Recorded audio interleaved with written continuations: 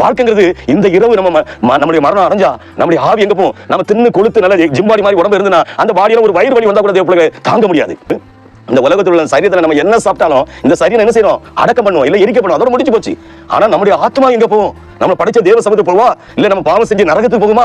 இது தெரியாம வாழ்ந்துட்டேன்னா ஐயோ எனக்கு 80 வயசாகி இன்னும் தெரியல, 90 வயசாகி எனக்கு தெரியல, கடைசி நிமிஷம் நம்ம ஆண்டவரேன்னு கண்டுபிடிச்சாலும் அந்த நேரம் நமக்கு பிறந்த பிள்ளைங்க சொல்லணும், அப்பா மெடிசன் பைத்தியம் படிச்சுட்டு அவருக்கு அதிக படிச்சிருக்காரு, ஆனா அவருக்கு என்னன்னா மெடிசன் அதிகம் எடுக்கிறதால கொஞ்சம் மெண்டல் அப்படி மனநிலை பாதிப்பு அடையுது அப்படி நினைச்சிருவாங்க. ஏன்னா அவங்களும் 90 வயசு ஆகும்போது அப்ப உண்மையான தெய்வத்தை கண்டுபிடிக்கும் போது எவ்வளவு கஷ்டம். அதுக்கு முன்னாலே இந்த சின்ன வயசுலயே நம்ம கண்டுபிடிச்சா எவ்வளவு சந்தோஷம். உண்மையான தேவனை ஹல்லேலூயா. மனுஷன் கண்டுபிடிச்ச அந்த செல்போனுக்குள்ளேயே ஒரு மெசேஜ் ஒரு நிமிஷத்துல வருதுன்னா கடவுள் வானவன் சிங்காசனம் பூமியின் படம் பாதப்படி சொன்ன அந்த சராகசனம் படைத்த ஆண்டவருக்கு எவ்வளவு பவர் இருக்கும்.